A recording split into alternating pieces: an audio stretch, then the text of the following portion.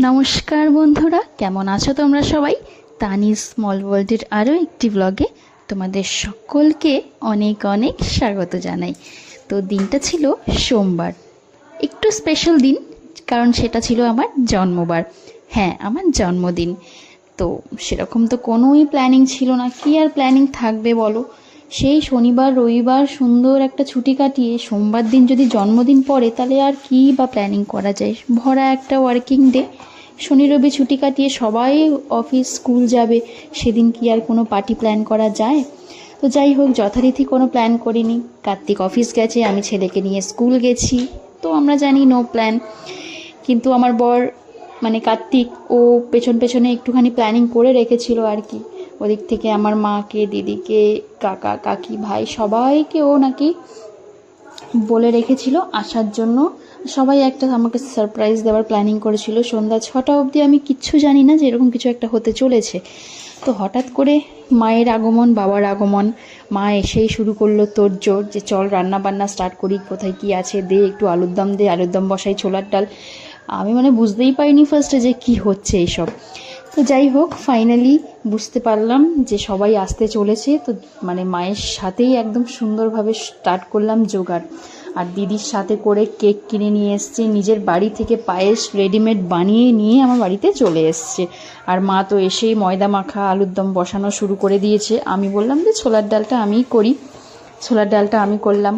দিদির জামাইবু সব নিয়ে ঢুকলো, মা এদিকে অনেকটা কাজ এগিয়ে দিল। কেক দেখেই তো বাচ্চাদের আনন্দ আর এক্সাইটমেন্টের শেষ নেই। একটু চা করা হলো, আমি ভাবলাম, কারণ আমার তো কোনো প্ল্যানিং ছিল না, তাই আমি কিচ্ছু স্ন্যাক্স তৈরি করে রাখতে পারিনি। তারপর ভাবলাম পোট্যাটো চিজ বলটা একটু তাড়াতাড়ি হয়ে যায়, ওটারই প্রিপারেশন করলাম তাড়াতাড়ি করে, যাতে কিছু একটু ওদের চায়ের সাথে দিতে পারি আর কি। তো যাই হোক, সেটাই করলাম আর কি। গরমটাও পড়েছিল সেদিনকে বেশ। আর কার্তিক বাড়িতে ছিল না, একটু মনটাও খারাপ লাগছিল যে এতগুলো লোককেও বাড়িতে ডাকলো আমাকে সারপ্রাইজ দেবে বলে, আর নিজেই বাড়িতে নেই, সেটাও একটু কষ্ট লাগছিল। যদিও সে চলে আসবে, তাও আর কি। তো এই যে এটা ছিল আমার পটেটো চিজ বল, খেতেও দারুণ হয়েছিল। আর এই যে আমার বাবার তরফ থেকে আমার গিফট, দুখানা কলা। না না, জাস্ট মজা করেই বললাম। বাবা হঠাৎ করে কলা এসে আমাকে দুটো কলা দিল, তাই আমি বললাম যে এটা তাহলে আমার বার্থডে গিফট তোমার তরফ থেকে। বলছে হ্যাঁ তাই। তারপরেই এলো কাকি, ছোট কাকি আমার, আর ভাইয়ের বউ, ওরাও আমার জন্য একটা গিফট নিয়ে এলো, আইসক্রিম একটা বার নিয়ে এলো সবার জন্য। তারপরেই চলে এলো ভাই, একদম অফিস থেকে ডাইরেক্ট ওকে ডেকে নেওয়া হয়েছিল। ও চলে এলো, আর এসেই আমার ছেলে ওর পেছনে এত লাগলো, আমি একটু বকে দিলাম, ব্যাস কান্নাকাটি শুরু করে দিয়েছিল। যাই হোক, এগুলো তো চলতেই থাকবে। তারাও একটু বসে স্ন্যাক্স খেলো, ছেলেও খেলো তাদের সাথে একটু। প্রথম দিকটাও স্ন্যাক্সটা খাইনি, চিজ বলটাও প্রথমে খাইনি, এর জন্য মামা এলো, মামার সাথে বসে তারপরে ও চিজ বলটা খেলো। তখনও আমার বরমশাই আর কি বাড়িতে এসে পৌঁছায়নি, তখন মনে হয় 8:30 নাগাদ বাজে। ওর মোটামুটি 9টা 9:30 তো বাজেই বাড়িতে আসতে। তাই সবাই মিলে ওয়েট করছিল যে ও কখন আসবে, তারপরেই কেক কাটিং হবে আর কি। তো আমি বললাম যে যখন বসেই আছি ততক্ষণ বসে বসে আমরা লুচির লেচিগুলো কেটে ফেলি। লেচিগুলো রেডি থাকলে সঙ্গে সঙ্গে বেলবে আর ভাজবে, খুব একটা বেশি সময় লাগবে না আর কি। ব্যাস, এটা করতে না করতেই আগমন হলো আমার বরমশাইয়ের, যার প্ল্যানিংয়ে এইগুলো হচ্ছে আর কি। এসেই আমাকে একটা সুন্দর ফুল আর চকলেট গিফট করলো, ফ্রুট অ্যান্ড নাট চকলেট এটা। কারণ ও জানে খুব মতো যে আমি ফ্রুট অ্যান্ড নাট চকলেট খেতে ভীষণ ভালোবাসি, তাই আমার জন্য একটা ফ্রুট অ্যান্ড নাট চকলেট নিয়ে ও এসছিল আর কি। তো যাই হোক, ছোট হলেও গিফটটা ভীষণ দামি আমার কাছে। তো এটা পেয়ে তো আমি ভীষণ খুশি হলাম, ও যে আমাকে একটা কিছু দিল, এটাই আমার জন্য অনেক অনেক অনেক বড় ব্যাপার আর কি।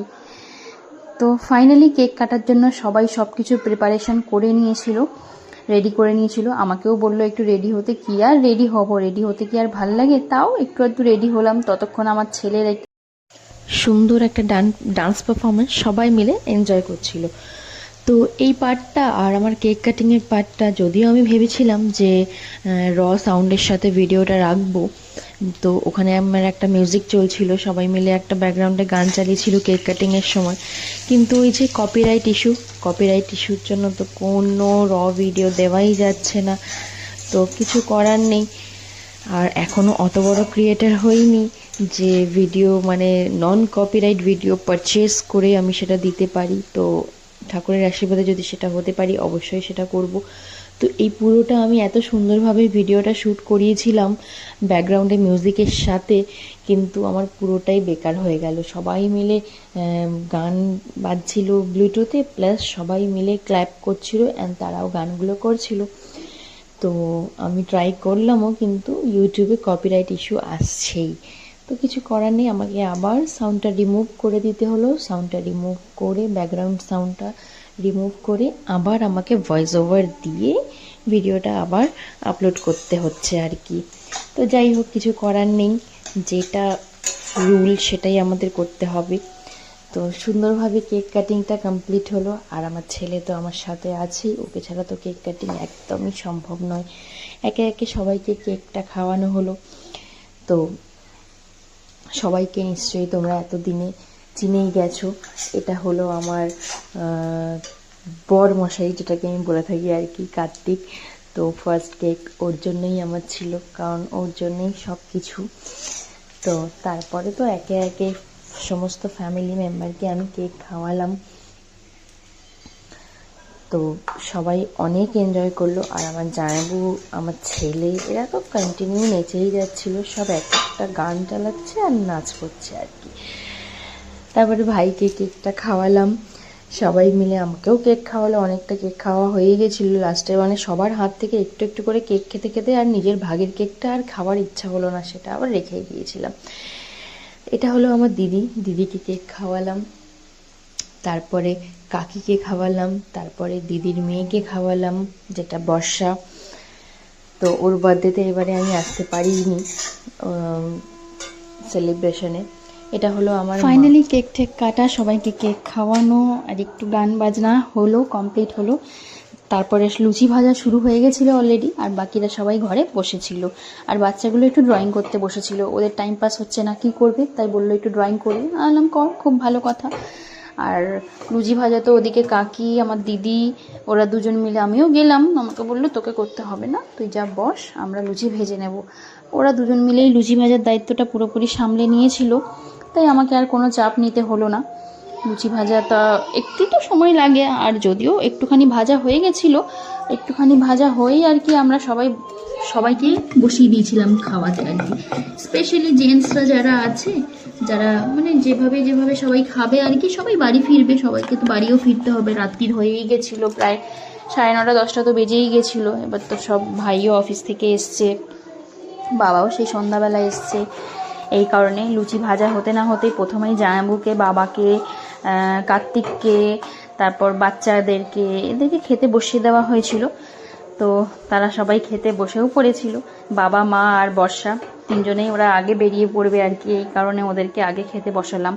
আর এই যে এটা করেছিলাম একটু রাইস, মানে দুপুরের বড়মশাই তো রাত্রিরে ভাত খায় আসলে, তো ওটা রেখেছিলাম আর কি ভাত। তারপর ভাবলাম সবাই ভালো মন্দ খাবে, ও কি সেই সাদা ভাতটা খাবে, তাই একটু ফ্রাইড রাইসের মতো ভাতটা করে দিয়েছিলাম।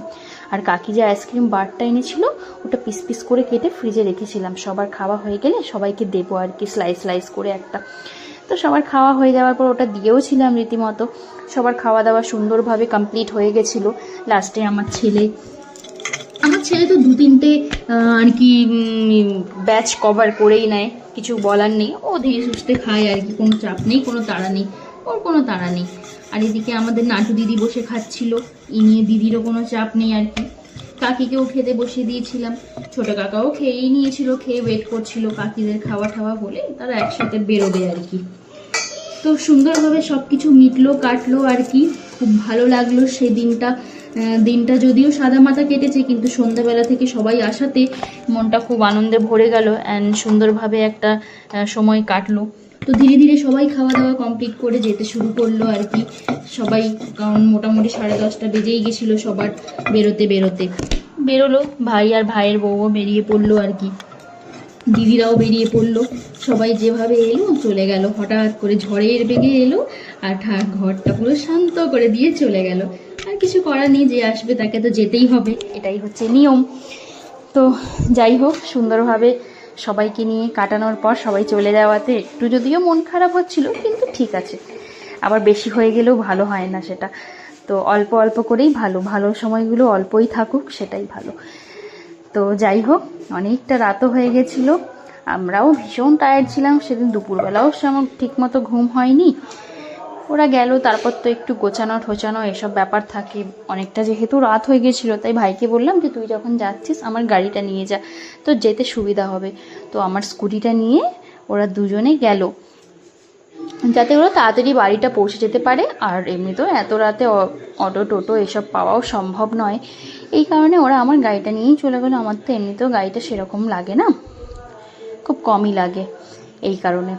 ব্যাস, এই যে পুরো শান্ত ঘর, ফাঁকা ঘর। এবার আমি টুকটাক কাজবাজ কমপ্লিট করে একটু আরামসে বসে আইসক্রিম এনজয় করতে বসলাম আর কি। আর ছেলে আর বাবা একটু খেলা করতে বসলো। তো চলো, সুন্দরভাবে সময়টা কাটালাম, তোমাদের সাথে শেয়ার করলাম আজকের ব্লগটা। তাহলে